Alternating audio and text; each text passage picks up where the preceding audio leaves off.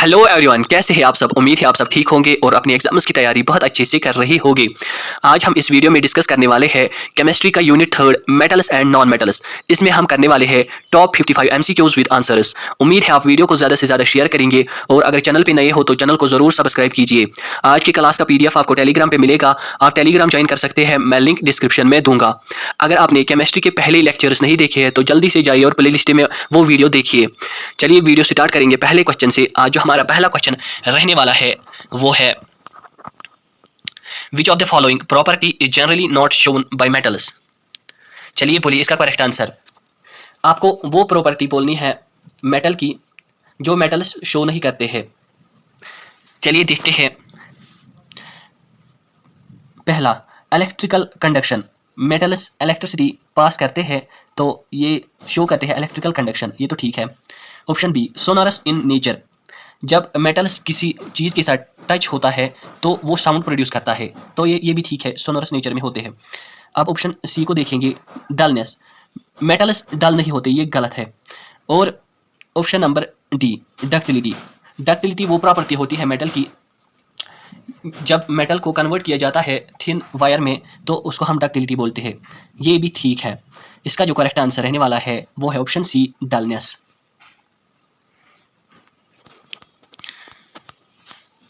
Question number 2, the ability of metals to be drawn into thin wire is known as. चलिए बोलिए इसका correct answer. ये मैंने आपको ऊपर ही बताया कि जब मेटल्स को कन्वर्ट किया जाता है थिन वायर में उस प्रोसेस को हम बोलते हैं डक्टिलिटी। इसका जो करेक्ट आंसर है वो है option A, ductility.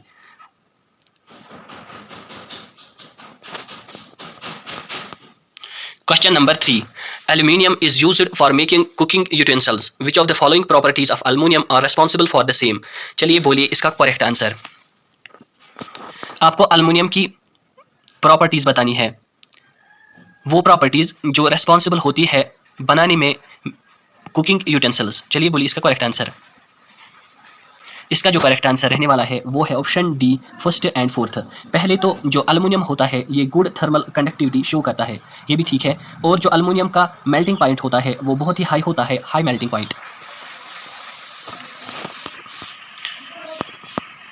Question number 4, which one of the following metals do not react with cold as well as hot water.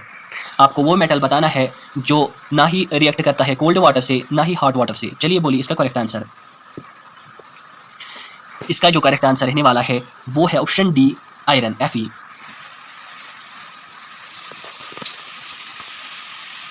Question number 5, which of the following oxides of iron would be obtained on prolonged reaction of iron with steam. चलिए बोलिए इसका correct answer.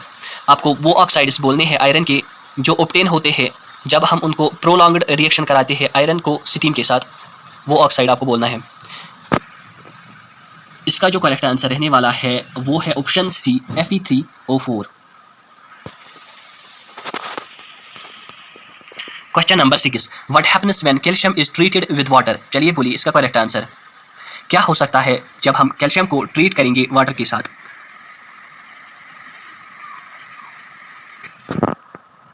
इसका जो correct answer रहने वाला है वो है option D, third and fourth. Third जो है, it reacts less violently with water. ये लेस वायलेंटली रिएक्ट होता है वाटर के साथ, और जब ये रिएक्ट करता है वाटर के साथ bubbles of hydrogen gas formed stick to the surface of calcium. जो हाइड्रोजन गैस की बबल्स होते हैं वो स्टिक करते हैं on the surface of calcium.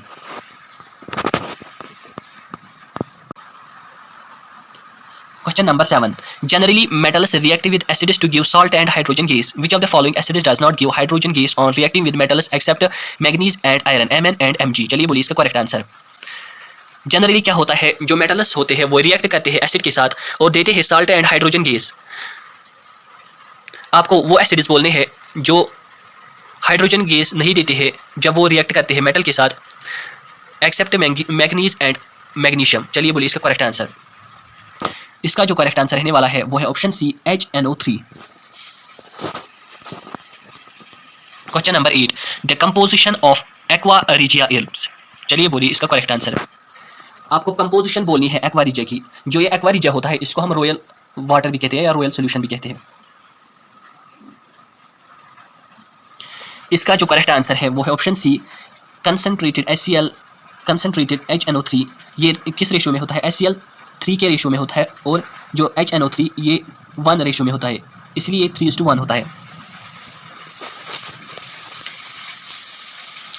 Question number 9, which of the following और नॉट आयनिक कंपाउंड्स। चलिए बोलिए इसका करेक्ट आंसर। आपको इसमें बोलने हैं जो आयनिक कंपाउंड्स नहीं है, जो आयनस नहीं देते हैं, वही आपको बोलना है। इसका जो करेक्ट आंसर है वो है option B, second and third. पहले सेकंड को देखिए, HCl एंड CCl4।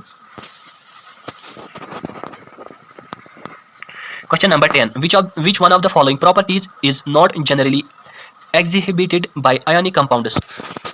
आपको वो प्रॉपर्टीज बोलनी है जो आयनिक कंपाउंड्स एग्जिबिट नहीं करते हैं। चलिए बोलिए इसका करेक्ट आंसर। इसका जो करेक्ट आंसर रहने वाला है वो है option B, electrical conductivity in solid state. ये आयनिक कंपाउंड्स शो नहीं करते हैं, बाकी सॉल्युबिलिटी इन वाटर ये भी करते हैं, high melting point and boiling point होता है इनका, इलेक्ट्रिकल कंडक्टिविटी इन मोल्टन स्टेट ये भी ठीक है। Question number 11, which of the following metals exist in their native state in nature. चलिए बोलिए इसका करेक्ट आंसर। आपको वो मेटल्स बोलने हैं जो अपनी नेटिव स्टेट में पाए जाते हैं नेचर में। इसका जो करेक्ट आंसर रहने वाला है वो है option C, second and fourth, AU and AG, gold और सिल्वर, क्योंकि ये लेस रिएक्टिव होते हैं। Question number 12, metals are refined by using different methods, which of the following metals are refined by electrolytic refining. चलिए बोलिए इसका correct answer. आपको जो मेटल्स होते हैं हम उनको रिफाइन करते हैं बहुत सारी मेथड से।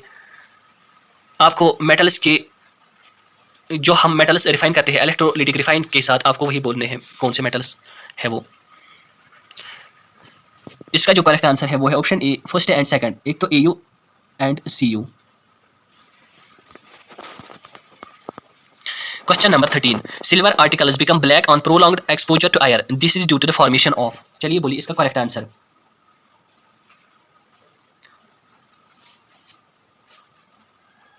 जब सिल्वर आर्टिकल्स को जो सिल्वर आर्टिकल्स ये ब्लैक होते हैं, जब हम इसको ज़्यादा देर तक आयरन में रखते हैं, आपको वही बोलना है due to the formation of. इसमें क्या बनता है जिसकी वजह से ये ब्लैक होते हैं। चलिए बोलिए इसका करेक्ट आंसर। इसका जो करेक्ट आंसर है वो है ऑप्शन सी, Ag2S।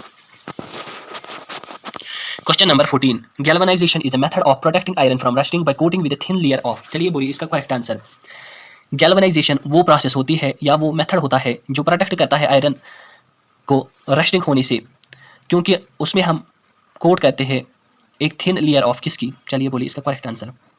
इसका जो करेक्ट आंसर रहने वाला है वो है ऑप्शन सी, जिंक। जब हम किसी आयरन को जिंक की कोटिंग करते हैं फिर उस पर रस्ट नहीं लगता है, उसी प्रोसेस को हम गैल्वेनाइजेशन बोलते हैं। Question number 15, stainless steel is very useful material for our life. In stainless steel iron is mixed with. जो स्टेनलेस स्टील होती है ये बहुत ही यूजफुल मटेरियल होता है हमारी लाइफ में। जो ये स्टेनलेस स्टील होते हैं इसमें हम आयरन के साथ और भी कुछ मेटल्स मिक्स करते हैं। चलिए बोलिए इसका करेक्ट आंसर। इसका जो करेक्ट आंसर रहने वाला है वो है option A, nickel and chromium, Ni and Cr। Question number 16, if copper is kept open in air it slowly loses its shining brown surface and gains a green coating, it is due to the formation of. चलिए बोलिए इसका correct answer. जब हम copper को kept करते हैं open आयर में, ये स्लोली लूज करता है अपनी शाइनिंग ब्राउन सरफेस जो होती है इसकी, ये लूज करता है और गेन करता है ग्रीन कोटिंग। यही बोलना है किसकी फॉर्मेशन की वजह से। इसका जो करेक्ट आंसर रहने वाला है वो है option B, CuCO3। Question number 17, generally metals are solid in nature, which one of the following metals is found in liquid state at room temperature. चलिए बोलिए इसका करेक्ट आंसर। जनरली क्या होता है, जो मेटल्स होते हैं ये सॉलिड होते हैं नेचर में। आपको वो मेटल बोलना है जो लिक्विड होता है एट रूम टेम्परेचर। इसका जो करेक्ट आंसर रहने वाला है वो है option D, mercury, Hg। Question number 18, which of the following metals are obtained by electrolysis of their chlorides in molten state. चलिए बोलिए इसका करेक्ट आंसर। आपको वो मेटल्स बोलने हैं जो ऑब्टेन होते हैं electrolysis of their chlorides in molten state. इसका जो करेक्ट आंसर रहने वाला है वो है option D, first and second, एक तो सोडियम Na और calcium Ca। Question number 19, generally non metals are not lustrous, which of the following non metal is lustrous. चलिए बोलिए इसका करेक्ट आंसर। जनरली क्या होता है, जो नॉन मेटल्स होते हैं वो शाइनी नहीं होते हैं, नॉट लस्चरस होते हैं। विच of the following non metal is lustrous? आपको इसमें वो नॉन मेटल बोलना है जो लस्चरस होता है। चलिए बोलिए इसका करेक्ट आंसर। इसका जो करेक्ट आंसर रहने वाला है वो है ऑप्शन डी, आयोडीन। ये एक्सेप्शन होती है, ये आपको जरूरी याद रखने हैं क्योंकि ऐसे क्वेश्चंस पूछे जाते हैं। Question number 20, which one of the following 4 metals would be displaced from the solution of its salts by other 3 metals? चलिए बोलिए इसका करेक्ट आंसर। इन 4 मेटल्स में आपको वो मेटल बोलना है जो डिस्प्लेस करता है from the solution of its salts, अपने साल्ट सॉल्यूशन में अपने साल्ट से, बाय अदर 3 metals, बाकी नहीं करते हैं। इसका जो करेक्ट आंसर है वो है ऑप्शन बी, एजी। जो रिएक्टिविटी सीरीज होती है, जो मैग्नीशियम होता है वो ज़्यादा रिएक्टिव होता है जिंक से, और जिंक ज़्यादा रिएक्टिव होता है कॉपर से, कॉपर ज़्यादा रिएक्टिव होता है सिल्वर से। लेस रिएक्टिव इसमें सिल्वर ही होता है। Question number 21, 2 ml each of concentrated HCl HNO3 and a mixture of concentrated HCl and concentrated HNO3 in the ratio of 3:1 were taken in test tubes labeled as A, B and C. A small piece of metal was put in each test tube. No change occurred in test tube A and B, but the metal got dissolved in test tube C respectively. The metal could be, चलिए बोलिए इसका correct answer है। हम 2 ml लेते हैं each of concentrated acid के, जिसमें HCl होता है, HNO3 होता है, इसका हम मिक्सचर लेते हैं, कंसनट्रेटेड मिक्सचर, जो रेशियो में होता है 3:1। फिर हम इनको टेस्ट ट्यूब में डालते हैं A, B एंड C। फिर हम इसमें एक मेटल डालते हैं, स्मॉल पीस ऑफ मेटल डालते हैं। फिर क्या होता है, no change occurred in test tube A and B। A and B में कोई चेंज नहीं आती है, but the metal got dissolved in test tube C respectively. जो टेस्ट ट्यूब C होता है उसमें मेटल डिसॉल्व होता है। द मेटल कुड बी, वो कौन सा मेटल होगा? इसका जो करेक्ट आंसर रहने वाला है वो है option B, AU, gold. Question number 22, an alloy is, चलिए बोलिए इसका करेक्ट आंसर। आपको बोलना है जो एलॉय होती है ये क्या होती है? इसका जो करेक्ट आंसर रहने वाला है वो है option C, a homogeneous mixture. ये एक होमोजेनस मिक्सचर होता है। Question number 23, an electrolytic cell consists of, चलिए बोलिए इसका करेक्ट आंसर। आपको बोलना है जो इलेक्ट्रोलिटिक सेल होती है ये किसकी बनी हुई होती है? इसका जो करेक्ट आंसर है वो है option B, third and fourth. Third जो होते हैं positively charged anode, positively charged anode, negatively charged होता है इसमें cathode. Question number 24, during electrolytic refining of zinc it gets, चलिए बोलिए इसका करेक्ट आंसर। आपको बोलना है जब इलेक्ट्रोलिटिक रिफाइनिंग होती है जिंक की, इट गेट्स, इसका क्या होता है? इसका जो करेक्ट आंसर है वो है option A, deposited on cathode. Zinc deposit होता है कैथोड पे। Question number 25, an element A is soft and can be cut with a knife. This is very reactive to air and cannot be kept open in air. It reacts vigorously with water. Identify the element from the following. चलिए बोलिए इसका correct answer. एक element है A जो soft होता है, इसको हम कट कर सकते हैं नाइफ से। ये बहुत ही रिएक्टिव होता है आयर के साथ, इसको हम ऐसे ही खुले में नहीं छोड़ सकते हैं। It reacts vigorously with water, ये वाटर के साथ जल्दी ही रिएक्ट होता है। आपको उस एलिमेंट का नाम बताना है। चलिए बोलिए इसका करेक्ट आंसर। इसका जो करेक्ट आंसर रहने वाला है वो है ऑप्शन बी, सोडियम। सोडियम को हम ऐसे ही नहीं छोड़ सकते, ये बहुत ही रिएक्टिव एलिमेंट होता है। Question number 26, alloys or homogeneous mixtures of a metal with a metal or non-metal, which among the following alloy contain non-metal as one of its constituent? चलिए बोलिए इसका करेक्ट आंसर। एलॉय जो होते हैं ये homogeneous mixture होते हैं, चाहे मेटल के साथ या मेटल के नॉन मेटल के साथ। Which among the following alloys contain non metal as one of its constituent? आपको बोलना है इसमें वो एलॉय जिसमें एक कंस्टिट्यूएंट नॉन मेटल होता है। चलिए बोलिए इसका करेक्ट आंसर।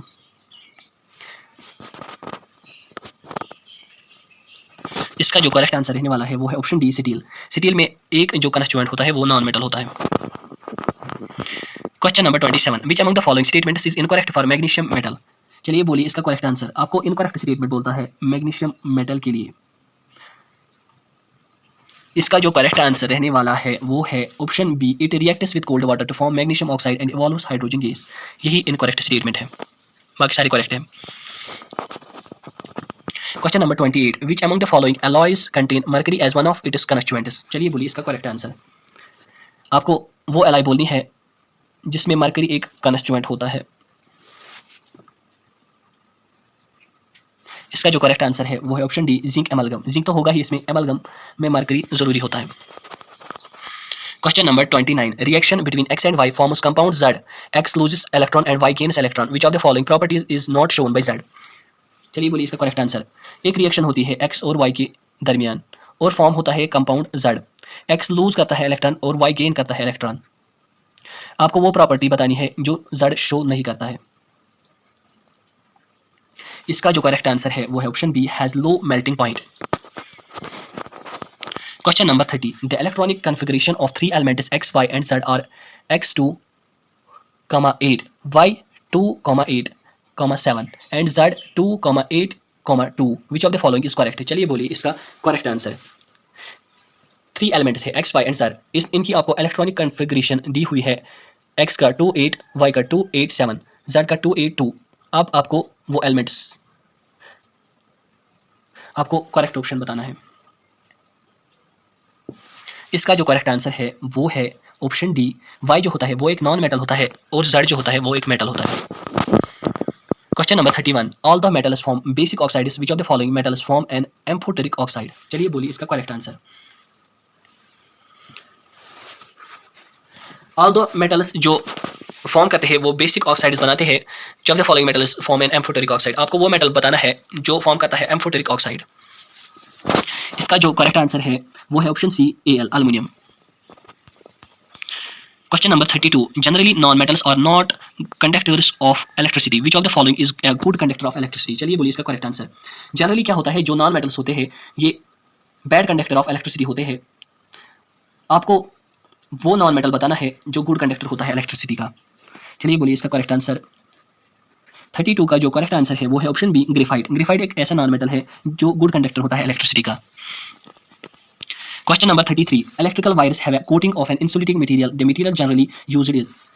जो इलेक्ट्रिकल वायर्स होते हैं उनमें एक कोटिंग होती है इंसुलेटिंग मटेरियल की। आपको वही मटेरियल बताना है उनमें किसकी कोटिंग होती है, इंसुलेटिंग मटेरियल जिसमें करंट पास नहीं होती है। इसका जो करेक्ट आंसर है वो है option C, PVC, polyvinyl chloride. Question number 34, which of the following non metals is a liquid? चलिए बोलिए इसका करेक्ट आंसर। आपको वो नॉन मेटल बताना है जो लिक्विड होता है। इसका जो करेक्ट आंसर रहने वाला है वो है option B, bromine. Question number 35, which of the following can undergo a chemical reaction? चलिए बोलिए इसका करेक्ट आंसर। इसमें आपको वो बोलना है जो अंडरगो हो सकता है, वो केमिकल रिएक्शन कर सकता है। चलिए बोलिए इसका करेक्ट आंसर। इसका जो करेक्ट आंसर है वो है option D, CuSO4 + Fe। Question number 36, which of the following metals do not corrode in moist air? चलिए बोलिए इसका करेक्ट आंसर। आपको वो मेटल बोलना है जो कोरोड नहीं होता है मॉइस्ट एयर में। इसका जो करेक्ट आंसर है वो है option C, gold. Question number 37, a metal and a non metal that existed in liquid state at the room temperature are respectively. चलिए बोलिए इसका करेक्ट आंसर। आपको एक मेटल बोलना है और एक नॉन मेटल जो एग्जिस्ट करते हैं लिक्विड स्टेट में एट रूम टेम्परेचर। चलिए बोलिए इसका करेक्ट आंसर। नॉन मेटल तो हमने देखा ही ऊपर, ब्रोमीन। अब आपको मेटल बोलना है। इसका जो करेक्ट आंसर है वो है ऑप्शन सी, मरकरी। मरकरी एक मेटल होता है जो लिक्विड होता है रूम टेम्परेचर पे, और ब्रोमीन एक नॉन मेटल है जो लिक्विड होता है रूम टेम्परेचर पे। Question number 38, among the following the metal with lowest density is? चलिए बोलिए इसका करेक्ट आंसर। इन मेटल्स में आपको वो मेटल बोलना है जिसकी लोएस्ट डेंसिटी होती है। इसका जो करेक्ट आंसर है वो है option A, lithium. Question number 39, when zinc reacts with sodium hydroxide the product formed is? चलिए बोलिए इसका करेक्ट आंसर। जब जिंक रिएक्ट करता है सोडियम हाइड्रोक्साइड के साथ, फिर वो प्रोडक्ट फॉर्म करता है। चलिए बोलिए इसका करेक्ट आंसर। इसका जो करेक्ट आंसर रहने वाला है वो है ऑप्शन बी, सोडियम जिंकेट। जब जिंक रिएक्ट करता है सोडियम हाइड्रोक्साइड के साथ, तब वो देता है sodium zincate. Question number 40, the elements और compounds which occur naturally in the earth's crust are known as? चलिए बोलिए इसका करेक्ट आंसर। आपको वो एलिमेंट्स या कंपाउंड्स बताने हैं जो आकर होते हैं नेचुरली अर्थ्स क्रस्ट में। 40 का जो करेक्ट आंसर है वो है option B, minerals. Question number 41, minerals which contain a very high percentage of a particular metal and the metal can be profitably extracted from it are called? चलिए बोलिए इसका correct answer. आपको वो minerals जो contain करते हैं very high percentage particular metal के, जो वो मेटल होता है वो प्रॉफिटेबली एक्सट्रैक्ट किया जाता है, उसमें से आपको वही बोलना है। इसका जो करेक्ट आंसर है वो है option C, ores. Question number 42, which of the following element is not found in the free state. चलिए बोलिए इसका करेक्ट आंसर। आपको वो एलिमेंट बताना है जो फ्री स्टेट में नहीं पाया जाता है। इसका जो करेक्ट आंसर है वो है option D, zinc. Question number 43, which of the following metal are also found in the combined state as their sulphide और ऑक्साइड ओर्स। चलिए बोलिए इसका करेक्ट आंसर। आपको वो मेटल बताना है जो फाउंड किया जाता है कंबाइंड स्टेट में, क्योंकि उसके सल्फाइड और ऑक्साइड ओर्स बनते हैं। इसका जो करेक्ट आंसर है वो है option C, both copper and silver. Question number 44. Ores mined from the earth are usually contaminated with large amounts of impurities such as soil, sand, etc. called. चलिए बोलिए इसका करेक्ट आंसर। जब हम ores को mine करते हैं अर्थ से, usually क्या होता है, वो कंटेमिनेटेड होते हैं, लार्ज अमाउंट ऑफ इम्प्योरिटीज उनमें होती है, जैसे सॉइल, सैंड। आपको वही बोलना है। इसका जो करेक्ट आंसर है वो है ऑप्शन बी, गेंगू। उसको हम गेंगू बोलते हैं। Question number 45, cinnabar HgS is a dash ore of mercury. जो सिनाबार होता है ये मरकरी का ओर होता है। इसकी जो फॉर्मूला होती है, इसका जो सिंबल होती है वो HgS होती है। चलिए बोलिए इसका करेक्ट आंसर। इसका जो करेक्ट आंसर रहने वाला है वो है ऑप्शन सी, सल्फाइड। क्योंकि इसकी जो सिंबल है HgS, इसमें सीधे ही ये मरकरी का ओर है, इसलिए इसमें Hg होता है और साथ में S, सल्फाइड।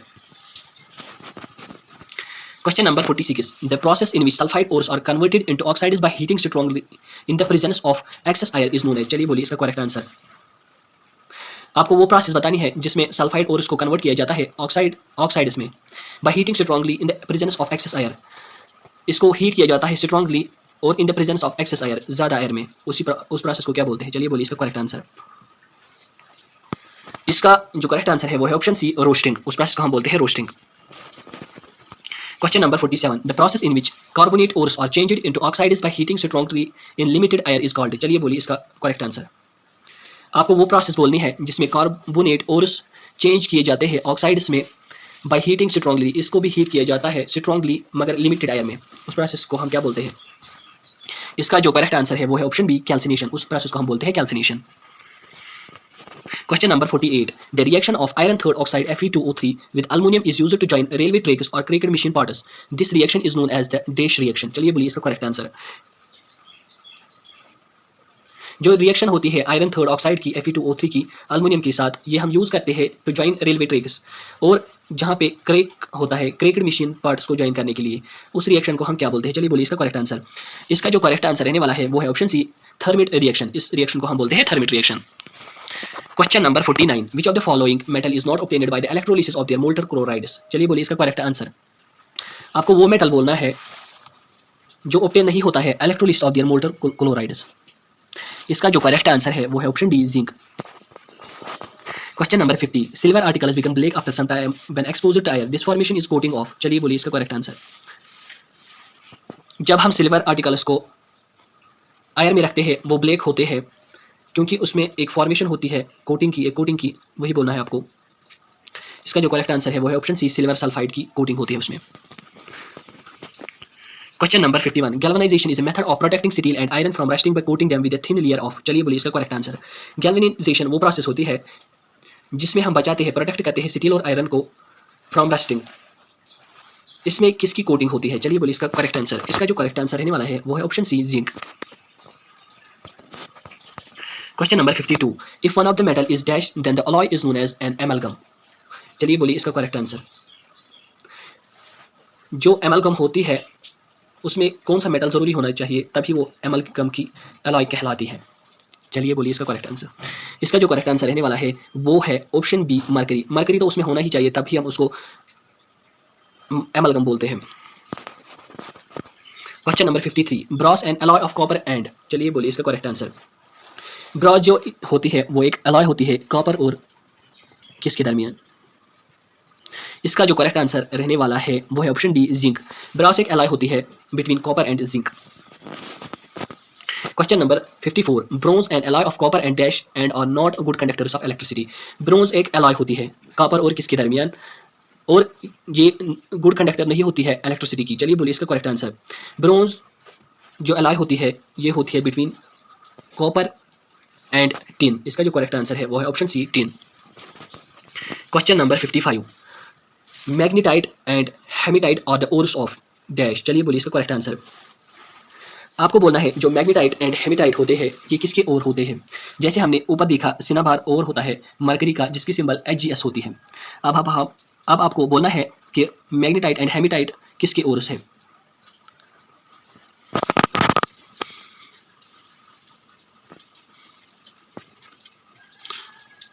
इसका जो करेक्ट आंसर रहने वाला है वो है ऑप्शन डी, आयरन। आयरन के ओर्स होते हैं मैग्नेटाइट एंड हेमेटाइट। और एक इंपॉर्टेंट बात, जो बॉक्साइट होता है BAUXITE, बॉक्साइट जो और होता है ये होता है और एल्युमिनियम का, AL का, एल्युमिनियम का, ये भी आप याद रखेंगे। आज के लिए इतना ही, मिलते हैं नेक्स्ट वीडियो में, तब तक के लिए अल्लाह हाफिज़।